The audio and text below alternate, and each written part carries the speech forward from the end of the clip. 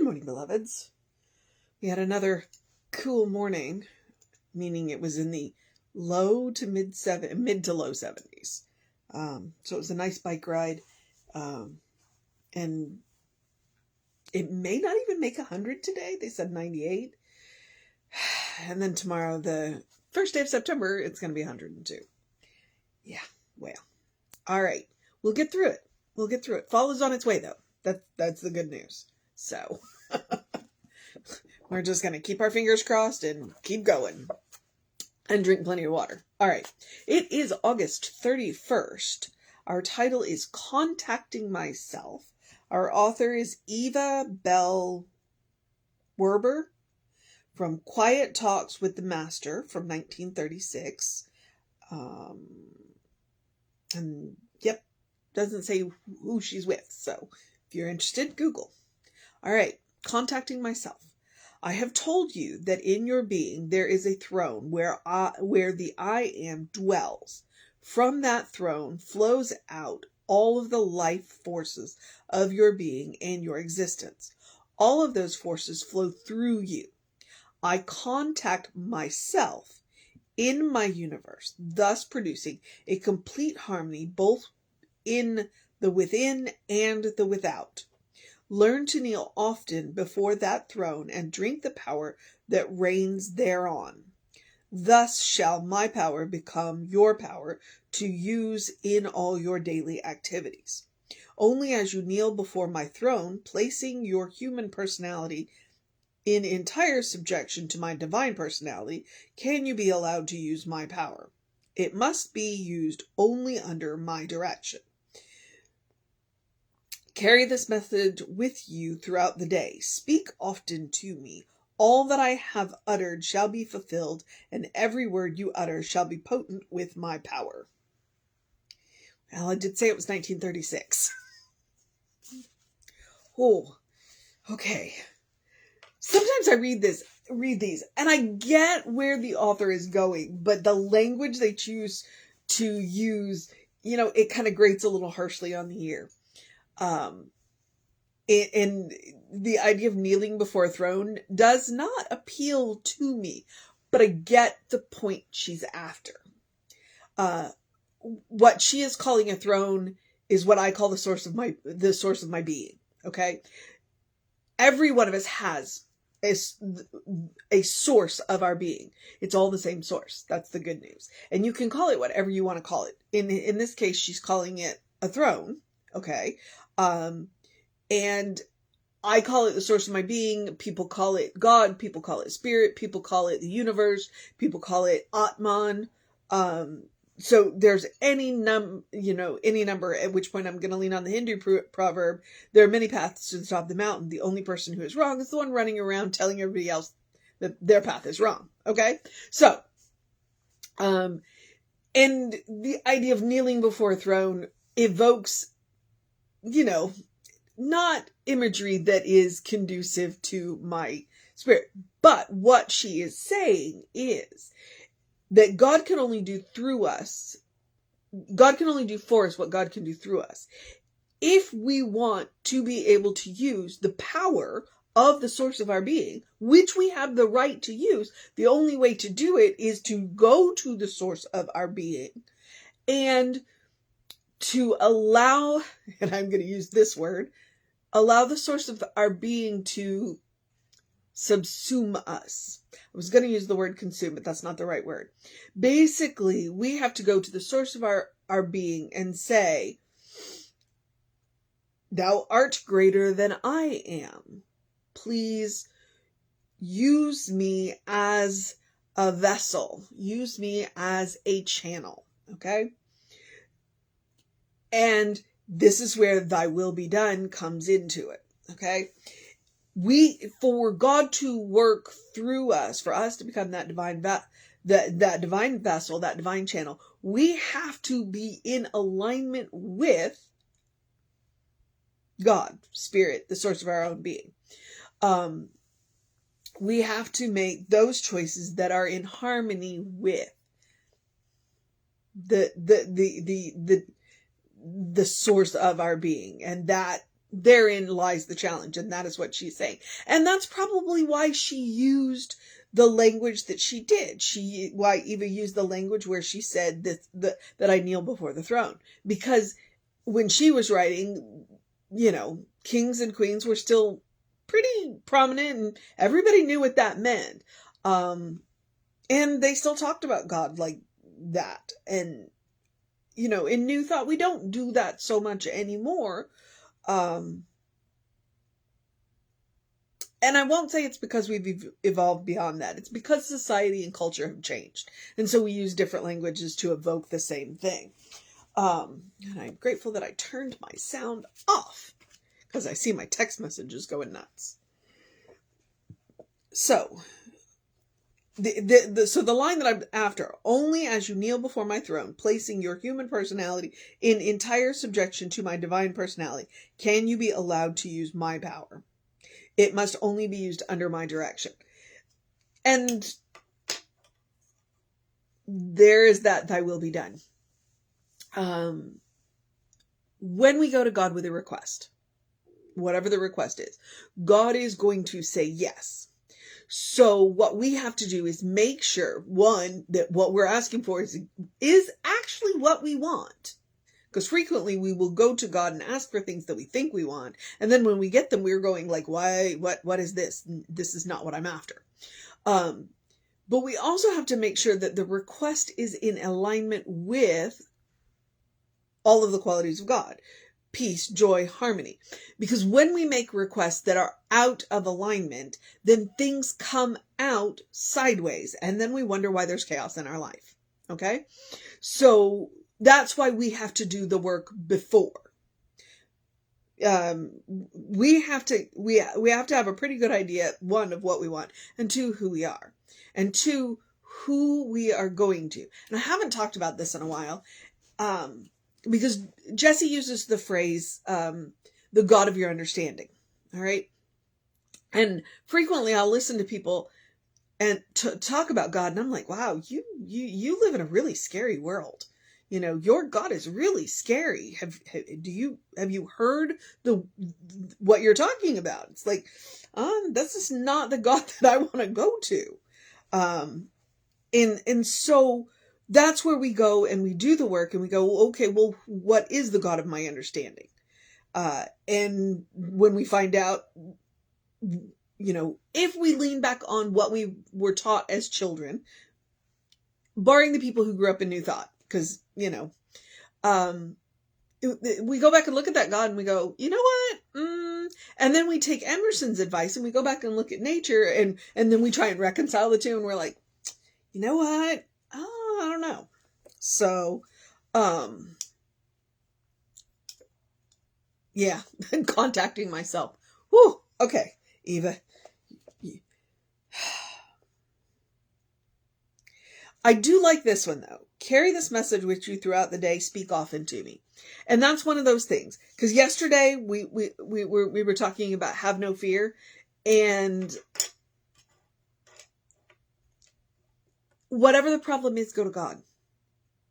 But if the God of your understanding is a scary God, I can see why you leave that God until the last resort. And so, and hang on. I'm about to trip over myself because I'm thinking we've had 2 weeks, two months of Emerson, and the God that Emerson believed in and wrote about is very different from, the God of, I don't want to say popular culture, but that's what I'm going to say. All right, Eva. I have told you that in your being there is a throne where the I am dwells. The source of your own being. Within you. Which is what Jesus said when he said the kingdom of God is within you. That's what she's leaning on. That's why she says there's a throne within you. Where the I am dwells. That's why we talk about getting to know the source of your own being.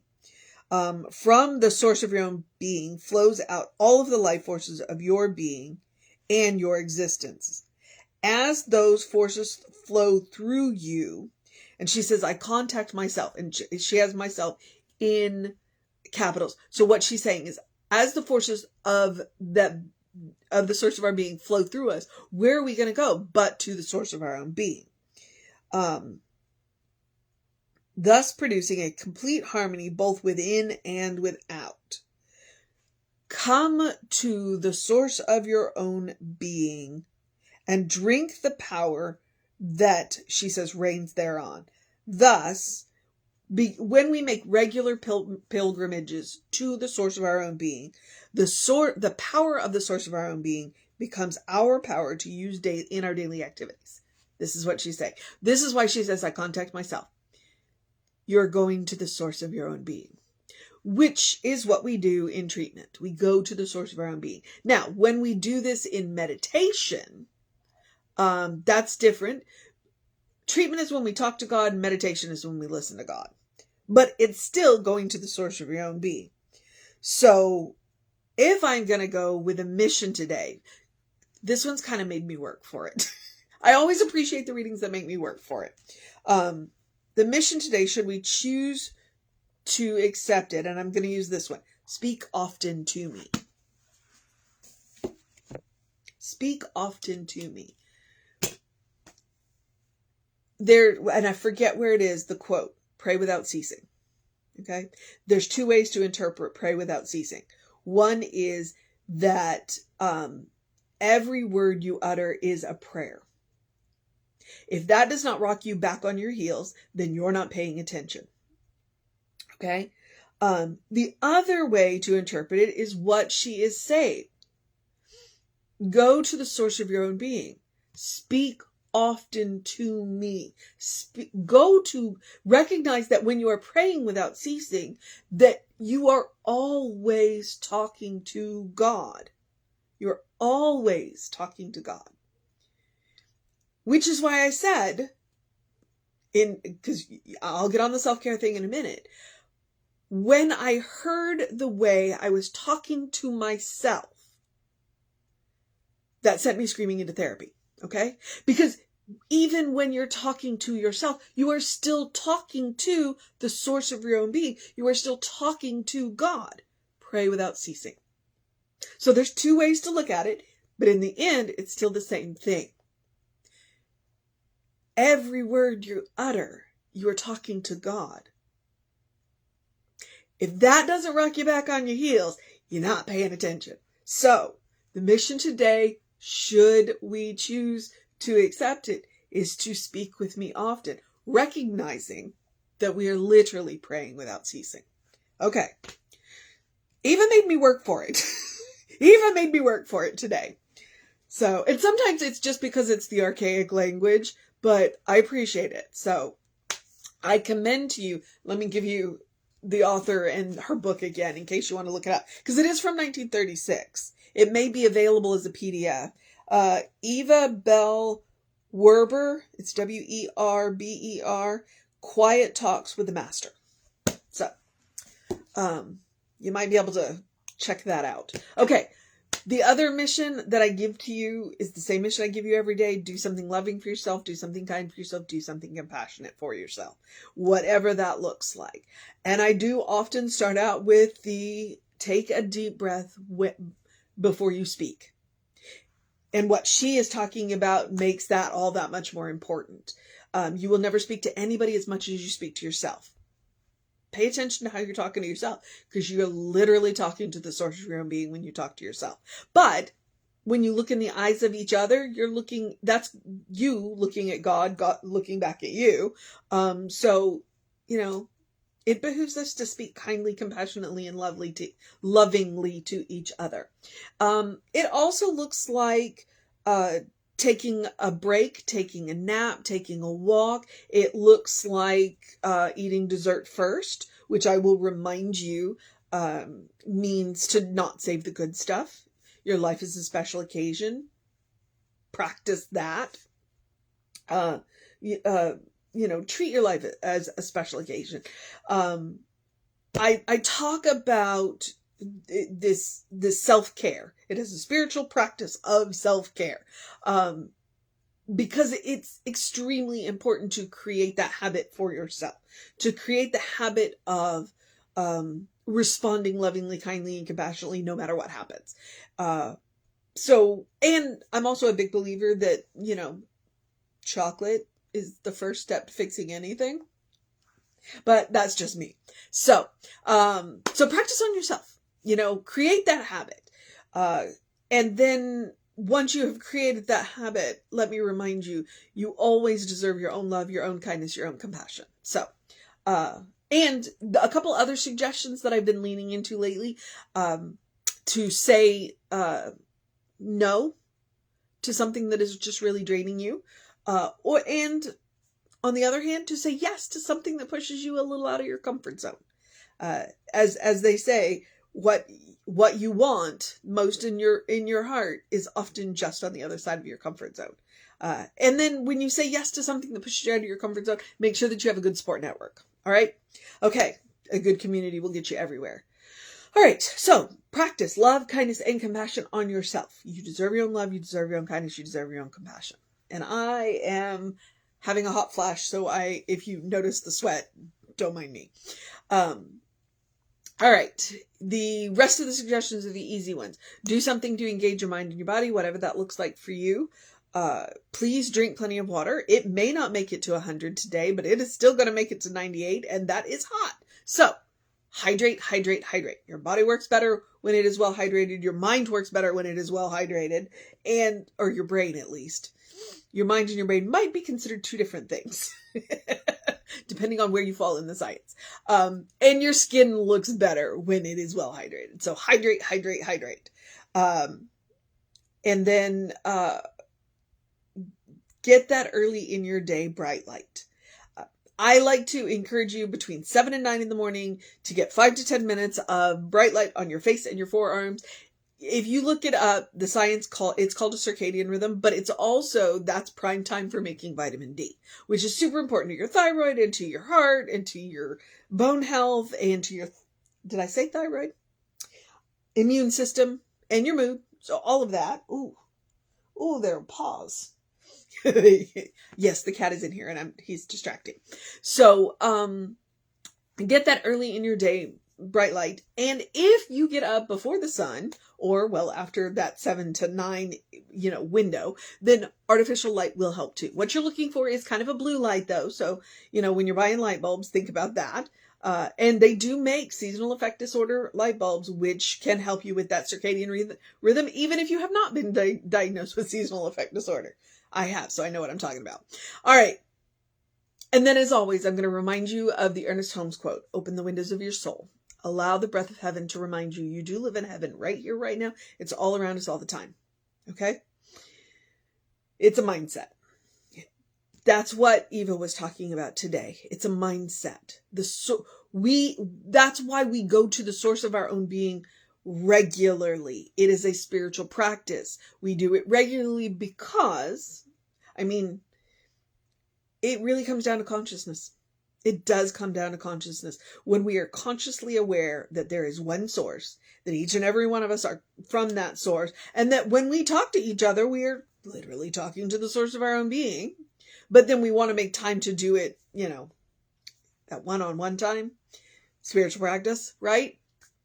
Then, and I just lost my train of thought. Consciousness is what I'm talking about. All right. Heavenly mindset. When we recognize that heaven is a mindset, a state of consciousness, when we learn to create it for ourselves, it becomes a state of grace because nobody can take it away from us. And that, my friends, is a superpower. All right. Comes pre-installed with the Christ consciousness, and you want to activate the Christ consciousness, the password is love. Okay. All right. I know it's like occasionally I lose my mind and then I come back on a completely different track. But I'm going to remind you, if you are opening the windows of your soul, one of the best ways to do it is to listen to Emma Curtis Hopkins. Look for the good and praise it. Okay? Look for the good and praise it. There's a reason why she is called the teacher of teachers. You need to change your mind and mood.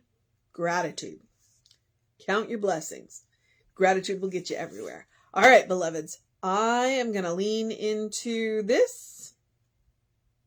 Yep. We are at the social media part where I'm going to remind you that we are Creative Life Spiritual Center, Creative Life Spark. I am the running Rev Ryan on the social medias that I am on. I can, if you want to know what's going on with the center, please email info@creativelife.org. The hot links are hot. If it says click here now, it'll either take you right to the information you want, i.e.